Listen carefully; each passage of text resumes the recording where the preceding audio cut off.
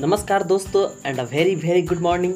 दोस्तों आज की बात की शुरुआत मैं राष्ट्रकवि रामधारी सिंह दिनकर जी की कुछ पंक्तियों के साथ करना चाहता हूँ कि खम ठोक ठेलता है जब नर, पर्वत के जाते पांव उखड़। ओके, खम ठोक ठेलता है जब नर, पर्वत के जाते पांव उखड़। और ये पंक्ति तो आप सभी को पता होगी कि मानव जब जोर लगाता है पत्थर पानी बन जाता है। दोस्तों अभी हाल फिलहाल में बीपीएससी का रिजल्ट आया। आप लोगों ने देखा कि टॉप 10 में लगभग लोग इंजीनियर के थे।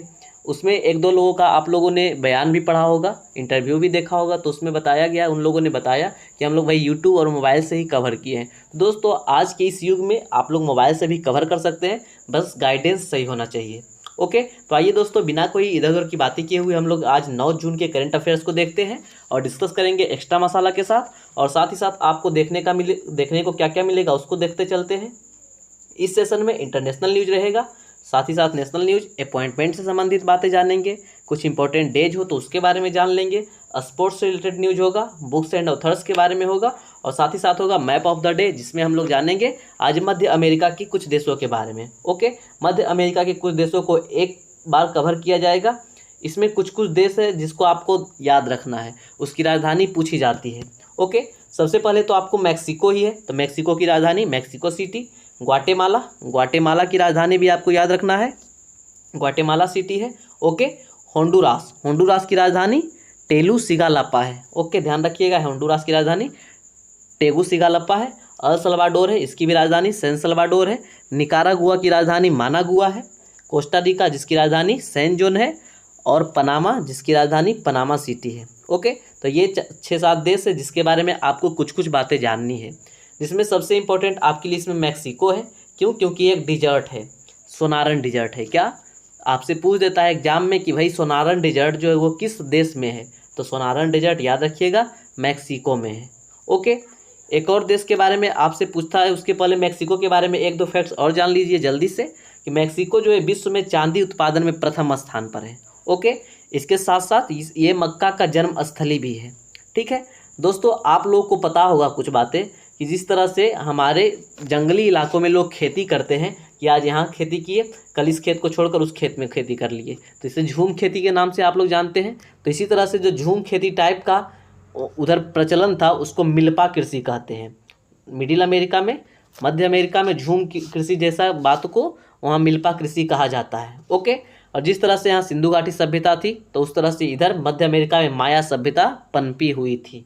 ओके, तो इतना सारा फैक्ट्स बहुत है, बस एक और फैक्ट जान लीजिए इसके बारे में। किसके बारे में आपको बताना था? हाँ, ग्वाटेमाला के बारे में आपको जानना है कि ग्वाटेमाला जो है विश्व में सर्वाधिक इलायची का उत्पादन करता है। ओके, ये बस आपको ध्यान रखना है, इतनी सारी बातें बहुत है। ओके दोस्तों, अब आइए अपने करंट अफेयर्स की सेशन की ओर चलते हैं और शुरुआत करते हैं सुर्खियों से। कल के हम लोग जो है कंट्री ऑफ न्यूज में या कंट्री ऑफ द डे में हम लोग देखेंगे क्यूबा और वेस्ट इंडीज़ के देशों को। ओके, तो हमारा पहला इंटरनेशनल न्यूज है कि विश्व प्रत्यायन दिवस हर वर्ष 9 जून को मनाया जाता है। ओके, इसके बारे में जानेंगे। अगला है कि मालदीव देश के विदेश मंत्री साहिब अब्दुल्ला संयुक्त राष्ट्र महासभा के 76वें सत्र के अध्यक्ष का चुनाव जीत लिया है। अभी कौन है, इनके बारे में भी हम लोग जान लेंगे। साथ ही साथ पहला बार हॉकी 5 विश्व कप यस हो रहा है। ओके, इसके बारे में भी जानेंगे कि इसकी मेजबानी कौन करेगा। आइए अब नेशनल न्यूज़ की तरफ चलते हैं कि डीआरडीओ संगठन के द्वारा 3 प्रकार के लागत प्रभावी वेंटिलेटर, प्राण वायु और श्वास, जबकि एक ऑक्सीजन सिलेंडर विकसित किया है। ठीक है, इसके बारे में भी हम लोग जान लेंगे। अगला है कि भारत का पहला गांव बयान बन गया है जिसने अपने सभी वयस्क आबादी को टीका लगाया है, मतलब कि 18 से 44 के सभी लोगों को इसने टीका लगवा दिया है, जम्मू एंड कश्मीर का बयान गाँव। ओके, इसके बारे में भी हम लोग जानते चलेंगे। फिर है कि पीएम मोदी ने पुणे में एक पायलट परियोजना के तहत 3 E100 इथेनॉल वितरण स्टेशन लॉन्च किए हैं। ओके, इसमें भी हम लोग जानेंगे। और अगला है एक पुस्तक के बारे में कि पुस्तक 1232 kilometre the long journey home Vinod कापरी द्वारा लिखी गई है। ठीक है, और एक लास्ट का कि विश्व बैंक में नए शिक्षा सलाहकार के रूप में रंजीत सिंह दिसाले नियुक्त किए गए हैं। रंजीत सिंह दिसाले काफ़ी पॉपुलर चेहरा है, इनके बारे में भी हम लोग जानेंगे। थोड़ा सा पुराना न्यूज़ होगा लेकिन आपके लिए इंपॉर्टेंट है इसलिए इसे कवर किया गया है। तो दोस्तों आप लोगों ने सुर्खियाँ देखी हैं, अब आइए शुरू करते हैं हम लोग आज के करंट अफेयर्स के सेशन को। ओके, हाँ, कुछ लोगों का कहना है कि थोड़ा सा वीडियो लेंदी हो जा रहा है। कोई नहीं, वीडियो लेंदी हो जा रहा है तो आपको क्या किया जाएगा, आप यदि आप वीडियो भी देख रहे हैं तो आप स्क्रीन पर अभी टैप कीजिएगा, तो आपको ढेर सारे चैप्टर्स मिलेंगे इस तरह साइड में देखने को। यदि आप उस पर टैप करते हैं तो आप डायरेक्टली जहाँ से फर्स्ट क्वेश्चन स्टार्ट है आप उधर पहुँच जाइएगा। ओके, तो आप उसे टैप कर भी देख सकते हैं, या आपको जो सेशन देखना हो उसमें बहुत छोटे छोटे पार्ट्स मिल जाएंगे, उस सेशन को आप लोग कवर कर सकते हैं। ओके, अब आइए शुरू करते हैं पहला प्रश्न के साथ कि विश्व प्रत्यायन दिवस हर वर्ष कब मनाया जाता है? When is world accreditation day observed every year? तो प्रत्येक दिन विश्व प्रत्यायन दिवस, मतलब प्रत्येक दिन नहीं, प्रत्येक वर्ष विश्व प्रत्यायन दिवस 9 जून को मनाया जाता है। और इस वर्ष का लक्ष्य क्या है, सॉरी इस वर्ष का थीम क्या है इसका? तो इस वर्ष का थीम है कि संयुक्त राष्ट्र सतत विकास लक्ष्यों, जो कल मैंने आप लोगों को SDG बताया था, सस्टेनेबल डेवलपमेंट गोल्स, उसी पर केंद्रित है इस वर्ष का थीम। ओके, किसका? वर्ल्ड एक्रीडिटेशन डे का। ओके, हिंदी में विश्व प्रत्यायन दिवस का। ठीक है, चलिए अब चलते हैं जून से संबंधित महत्वपूर्ण दिवस, मतलब जून में जितने भी इंपॉर्टेंट डेज हुए अब तक उसके बारे में जानिए। तो 1 जून को विश्व दूध दिवस, 3 जून को विश्व साइकिल दिवस, 4 जून को हिंसा के शिकार मासूम बच्चों का अंतर्राष्ट्रीय दिवस, 5 जून को विश्व पर्यावरण दिवस आप लोगों ने मनाया, 6 जून को रूसी भाषा दिवस आप लोगों ने मनाया, और 8 जून को विश्व महासागरीय दिवस मनाया। इनमें से कुछ डेज आपके लिए बहुत ज़्यादा इंपॉर्टेंट है, उसके बारे में आप लोग याद रखिएगा। ओके, और इस क्वेश्चन में आपके लिए कुछ नहीं है, बस ध्यान रखिएगा कि विश्व प्रत्यायन दिवस हर वर्ष 9 जून को मनाया जाता है। ओके, आइए अगले प्रश्न की ओर चलते हैं। DRDO द्वारा विकसित जो किया गया है, तो हाल ही में किस अनुसंधान संगठन के द्वारा 3 प्रकार के लागत प्रभावी वेंटिलेटर, प्राण, वायु और श्वास, जबकि एक ऑक्सीजन सिलेंडर श्वास विकसित किया गया है? Which research organization has recently developed 3 types of cost effective ventilators, Prana, Vayu and Shwas, and 1 oxygen cylinder श्वास?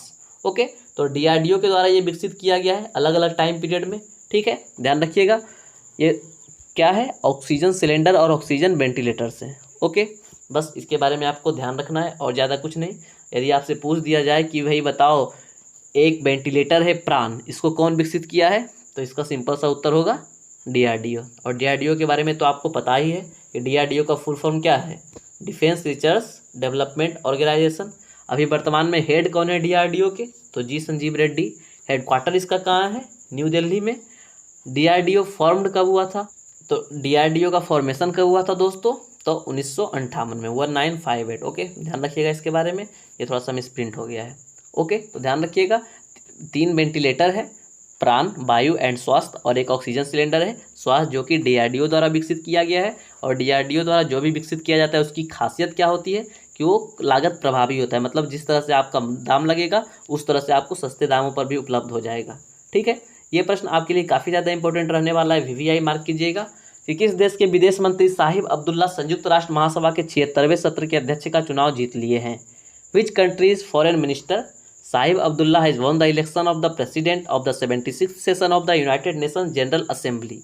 तो मालदीव के कौन विदेश मंत्री, नाम है साहिब अब्दुल्ला साहब। ये अगले वर्ष, अभी संयुक्त राष्ट्र का 75वां सेशन चल रहा है, 76वें सत्र मतलब 2021-22 के लिए अध्यक्ष का चुनाव जीत लिए हैं। ओके, अभी वर्तमान में कौन है आपको पता है? नहीं पता है? आइए मैं आपको बताता हूँ। तो वर्तमान में जो है तंजानिया के वोल्कन बोजकिर साहब हैं। ओके, उनकी कार्यकाल खत्म होगा और इसके जगह पर ये आएंगे साहिब अब्दुल्ला। ये ध्यान रखिएगा, ये प्रश्न आपके लिए वेरी वेरी इंपॉर्टेंट है, और ये मालदीव के वर्तमान में विदेश मंत्री हैं। ओके, अब आइए कुछ एक्स्ट्रा मसाला में देखते हैं कि कौन किधर कोई पदभार संभाले हुए हैं। तो सबसे पहला आपको मिलेगा देखने को कि राष्ट्रीय महिला आयोग के अध्यक्ष कौन है? तो ये रेखा शर्मा। अंतर्राष्ट्रीय मुक्केबाजी संघ के अध्यक्ष कौन है? तो मैरी कॉम। मैरी कॉम की एक पुस्तक हमेशा ध्यान रखिएगा, उसके बारे में पूछा जाता है, अनब्रेकेबल। ओके, प्रथम स्वतंत्र अंतर्राष्ट्रीय क्रिकेट परिषद की महिला निदेशक? तो इंदिरा नूई। नासा के कार्यवाहक प्रमुख कौन है? भव्या लाल। इंपॉर्टेंट इसलिए है क्योंकि इंडियन मूल की है, भारतीय मूल की है। ओके, संयुक्त राष्ट्र पूंजी विकास कोष के अध्यक्ष कौन है? तो प्रीति है। ठीक है, प्रीति पटेल होना चाहिए। ओके, तो ध्यान रखिएगा। अब चलिए अगले प्रश्न की ओर चलते हैं, उसके पहले एक बार इसको रिकैप मार लूँ कि साहिब अब्दुल्ला साहब जो कि मालदीव के अभी वर्तमान में विदेश मंत्री है, इसके संयुक्त राष्ट्र महासभा के 76वें सत्र के अध्यक्ष का चुनाव जीत लिए हैं। ओके, भारत भी सपोर्ट ही किया था इनका। ठीक है, चलिए अगले प्रश्न की ओर आते हैं, जो कि कुछ आपको सुकून वाला न्यूज़ देगा। प्रश्न है कि भारत का पहला गांव कौन सा बन गया जिसने अपनी सभी वयस्क आबादी को कोविड-19 का टीका लगाया? Which became the first village in India to have all its adult population vaccinated against COVID-19? सभी वयस्क मतलब कि 18 से 44 को भी इन लोगों ने पूरी तरह से टीका लगा लिया, और 60 वर्ष से प्लस भी लोगों को इन लोगों ने टीका लगा लिया है। कौन? एक बयान गांव है जो कि जम्मू एंड कश्मीर यूटी में स्थित है। ठीक है, ध्यान रखिएगा इस गांव के बारे में, हो सकता है पूछ दे। जैसे कि आपको ये प्रश्न तो पक्का याद होगा कि कोविड-19 टीका लगाने वाले पहले व्यक्ति कौन थे? मनीष कुमार को आप लोग जानते ही हैं। तो इस तरह से ये सारे प्रश्न आपसे पूछे जा सकते हैं, क्योंकि अभी कोरोना बहुत ज़्यादा एकदम फुल फॉर्म में है। ठीक है, अब थोड़ा सा घटा है, लेकिन फिर तीसरे वेव की तैयारी जारी है। अब अगला एक्स्ट्रा मसाला में देखते हैं क्या क्या है कि कोरोना से संबंधित, कि किस राज्य सरकार ने कोरोना मुक्त ग्राम प्रतियोगिता शुरू की है। तो ये प्रश्न शायद आपको कल भी आया था, तो महाराष्ट्र सरकार द्वारा शुरू की गई थी। अगला है कि वैक्सीन पासपोर्ट शुरू करने वाला देश कौन है? तो ये इजराइल है, कि आप लोगों को यदि वैक्सीन ले लिए तभी आपको पासपोर्ट मिलेगा। ठीक है, यूरोप में कोरोना वायरस से मुक्त होने वाला पहला देश कौन बना है? स्लोवेनिया। और कोरोना से बढ़ते कहर से निपटने के लिए किस देश ने 12 से 15 साल के बच्चों के टीकाकरण के लिए कोरोना वैक्सीन फाइजर बायोनोटेक की मंजूरी दे दी है? तो सिंगापुर ने। और आप लोगों को पता होगा मोदी जी के संबोधन में उन्होंने ये भी बताया था कि 12 से 15 साल के बच्चों के लिए भी ट्रायल चल रहा है। ओके, ट्रायल में है, कुछ बच्चे 50 से अधिक बच्चे सहमति से अपना ट्रायल में आगे आए हैं कि भाई हम पर ट्रायल कर लो। ओके, तो फिर जैसे जैसे आपको और न्यूज़ मिलेगा, जैसे जैसे आप लोगों के लिए मतलब आप लोगों के छोटे भाई बहनों के लिए टीका उपलब्ध हो जाएगा, तब आप लोग को पता चल ही जाएगा। और यदि आप लोगों को पता नहीं चल पाता है किसी कारणवश, तो मैं तो बता ही दूंगा, बस हमारे साथ बने रहिए। और यदि आपको अच्छा लगा है सेशन अभी तक, तो वीडियो को लाइक कर सकते हैं। ओके, चलिए अगले प्रश्न की ओर चलते हैं। आगामी खेल प्रतियोगिता से संबंधित ये प्रश्न है कि 2024 में होने वाले हॉकी 5S, क्या हॉकी 5S विश्व कप की मेजबानी कौन सा देश करेगा? तो ओमान करेगा। लेकिन इंटरनेशनल मेंस वर्ल्ड कप जो 2023 में होगा, उसकी मेजबानी कौन करेगा? ये तो आपको पता है, हमारा भारत करेगा। कहाँ कहाँ होगा? उड़ीसा के भुवनेश्वर और एक और जगह मैं भूल रहा, हाँ, राउरकेला। तो उड़ीसा के भुवनेश्वर और राउरकेला में, और साथ ही साथ राउरकेला के बारे में तो आपको पता ही होगा कि भारत का सबसे बड़ा हॉकी स्टेडियम वहाँ बन रहा है। ओके, तो 2024 में पहली बार ये इंटरनेशनल हॉकी फेडरेशन द्वारा या FIH के द्वारा पहली बार hockey 5S world cup launch किया गया है, और इसका पहला संस्करण ओमान में होगा। ठीक है, चलिए अब एक्स्ट्रा मसाला की ओर चलते हैं। अंतर्राष्ट्रीय हॉकी महासंघ विश्व रैंकिंग में भारतीय पुरुष टीम कौन सा स्थान प्राप्त किया है? चौथा। और यही महिला टीम 9वें स्थान पर है, और चौथा स्थान जो है अभी तक इंडिया का टॉप स्थान है। ओके, किस हॉकी स्टेडियम का नाम बदलकर महान ओलंपियन बलबीर सिंह सीनियर के नाम पर रखा गया है? तो मोहाली इंटरनेशनल हॉकी स्टेडियम का नाम बदलकर। ठीक है, अगला है कि हाल ही में हॉकी इंडिया ने निम्नलिखित में से किस प्रतिष्ठित पुरस्कार जीता है? तो एटियन ग्लिच पुरस्कार। ओके दोस्तों, अगला है कि FIH, जिसकी मैं भी कुछ देर पहले बात कर रहा था कि हेडक्वार्टर इसका कहाँ है, इंटरनेशनल हॉकी फेडरेशन का, तो ये स्विट्जरलैंड के लौसाने में है। ओके, और वर्तमान में इसके प्रेसिडेंट कौन है? तो डॉक्टर नरेंद्र ध्रुव बत्रा। ठीक है, तो इतनी सारी बातों को आप लोग ध्यान रखिएगा कि पहली बार हॉकी 5S वर्ल्ड कप होने वाला है कहाँ? ओमान 2024 में। ठीक है, ओमान की राजधानी मस्कट है। चलिए, और मस्कट में आपको ढेर सारे भारतीय भाई बहन मिल जाएंगे। अब अगला है हमारा कि PM मोदी ने किस शहर में एक पायलट परियोजना के तहत 3 E100 इथेनॉल वितरण स्टेशन लॉन्च किए हैं? PM मोदी है launch 3 E100 ethanol distribution stations under a pilot project in which city? तो पुणे में मोदी जी ने एक पायलट परियोजना के तहत 3 E100 को एक साथ पढ़िएगा, E100 इथेनॉल वितरण स्टेशन लॉन्च किए हैं। ओके दोस्तों, इथेनॉल के बारे में आप लोग जानते होंगे कि इथेनॉल कृषि के साथ साथ पर्यावरण पर भी अच्छा प्रभाव डालता है। इथेनॉल का फॉर्मूला लिख दिया हूँ, कभी कभार पूछ देगा एग्जाम में, तो आप लोग को वैसे पता ही होगा। और दोस्तों 2025 तक मोदी जी का लक्ष्य है कि पेट्रोल में हम लोग 25% के आसपास इथेनॉल का मिश्रण किया करेंगे। ओके, तो इसलिए बहुत जगह उन्होंने इथेनॉल पायलट परियोजना भी शुरू किया है, और इसी कड़ी में पुणे में 3 E100 इथेनॉल वितरण स्टेशन लॉन्च किए गए हैं, जिससे धीरे धीरे इथेनॉल के उत्पादन संवर्धन में वृद्धि हो। ओके, अब आइए एक्स्ट्रा मसाला में देखते हैं कुछ बातें कि हाल ही में किस राज्य या केंद्र शासित प्रदेश में छात्रों के लिए यून टैब योजना शुरू की गई है? टैब मतलब टैबलेट के वितरण के लिए। तो लद्दाख, राधाकृष्ण माथुर यहाँ के गवर्नर, लेफ्टिनेंट गवर्नर है, ध्यान रखिएगा। अगला है कि हाल ही में किस राज्य में नौकरी की संभावनाओं को बढ़ावा देने के लिए नॉलेज इकोनॉमी मिशन शुरू किया गया है? तो केरल में। ठीक है, निम्नलिखित में से किस मंत्रालय के द्वारा युवा प्रधानमंत्री योजना का शुभारंभ किया गया है? तो शिक्षा मंत्रालय के द्वारा, कवियों को देने के लिए स्कॉलरशिप, इसीलिए। ठीक है, अगला है कि किस राज्य सरकार ने 24 मई को संजीवनी परियोजना की शुरुआत की है? तो हरियाणा ने। और फिर किस राज्य सरकार ने राज्य की ऑक्सीजन जरूरतों को पूरा करने के लिए मिशन ऑक्सीजन सेल्फ रिलायंस योजना शुरू की है? तो ये महाराष्ट्र सरकार के द्वारा किया गया था। ओके, तो ध्यान रखिएगा, पुणे में मोदी जी के द्वारा 3 E100 इथेनॉल डिस्ट्रीब्यूशन स्टेशन स्थापित किया गया है, जिससे पूरे देश भर में इथेनॉल की सप्लाई को और बढ़ावा मिलेगा। ओके दोस्तों, अब आइए चलते हैं अगले प्रश्न की ओर। प्रश्न है कि विश्व बैंक में नए शिक्षा सलाहकार के रूप में निम्न में से किसे नियुक्त किया गया है? Who among the following has been appointed as the new education adviser in the World Bank? दोस्तों, पिछले वर्ष रणजीत सिंह दिसाले का नाम काफ़ी पॉपुलर रहा था, क्योंकि इंटरनेशनल टीचर प्राइज के अवार्ड से जीतने वाले ये भारतीय व्यक्ति थे। ओके, तो इन्हें अभी हाल फिलहाल में वर्ल्ड बैंक में नए शिक्षा सलाहकार के रूप में नियुक्त किया गया है। काफ़ी इंपॉर्टेंट प्रश्न है आप लोगों के लिए, ध्यान रखिएगा। ओके, एक्स्ट्रा मसाला की ओर चलते हैं, देखते हैं। एक्स्ट्रा मसाला में है कि वर्ल्ड बैंक का हेडक्वार्टर कहाँ है? तो आपको पता होना चाहिए, कल ही वाशिंगटन डीसी के बारे में मैंने आप लोगों को बताया था कि वर्ल्ड बैंक का हेडक्वार्टर वाशिंगटन डीसी में है, और वाशिंगटन डीसी पोटोमैक नदी के किनारे स्थित है। इसके बारे में तो आप लोगों को मैं बताया ही था। ठीक है दोस्तों, अगला चलते हैं अगले प्रश्न की ओर। तो अगला प्रश्न हमारा है कि वर्ल्ड बैंक चीफ, अभी वर्तमान में वर्ल्ड बैंक चीफ कौन है? तो डेविड मालपास प्रेसिडेंट है, और अंशुला कांत इसके MD एंड CFO है। ठीक है, अगला है कि IMF इंटरनेशनल मॉनेटरी फंड्स, इसका भी हेडक्वार्टर वाशिंगटन डीसी में है। ओके, और IMF के अभी MD कौन है? मैनेजिंग डायरेक्टर तो क्रिस्टलिना जॉर्जीवा है। और चीफ इकोनॉमिस्ट ऑफ IMF, ये काफ़ी इंपॉर्टेंट है, बार बार पूछा गया एग्जाम में कि IMF मतलब इंटरनेशनल मॉनेटरी फंड के चीफ इकोनॉमिस्ट कौन है? तो ये गीता गोपीनाथ भारतीय मूल की है, इसलिए ये काफ़ी ज़्यादा इंपॉर्टेंट न्यूज आपके लिए है, और पुराना भी है, और आप लोग को याद भी होगा। ये मेरी सोच कहती है कि आप लोग में से 90% लोगों को याद होनी चाहिए ये बातें। ओके, अब आइए अगले प्रश्न की ओर। उसके पहले एक बार रिकैप कर देता हूँ थोड़ा सा इसको, कि विश्व बैंक में रणजीत सिंह दिसाले को नए शिक्षा सलाहकार के रूप में नियुक्त किया गया है। ओके, अब चलिए अगले प्रश्न की ओर चलते हैं। एक पुस्तक है, कुछ दिन पहले आई थी, कि पुस्तक का नाम है 1232 kilometre the long journey home. The book 1232 kilometre the long journey home is authored bye. तो ये जो पुस्तक है विनोद कापरी के द्वारा लिखा गया है। ठीक है, इस पुस्तक में बेसिकली क्या है, आपको कवर पृष्ठ से समझ में आ रहा होगा कि भाई कुछ लोग घर वापस आ रहे हैं। तो पिछले साल लॉकडाउन में आप लोगों ने सुना होगा कि बहुत सारे लोग साइकिल से ही इतने 200 किलोमीटर 300 किलोमीटर की जर्नी की, बहुत सारे लोग तो 200 किलोमीटर के आसपास पैदल ही चल लिए।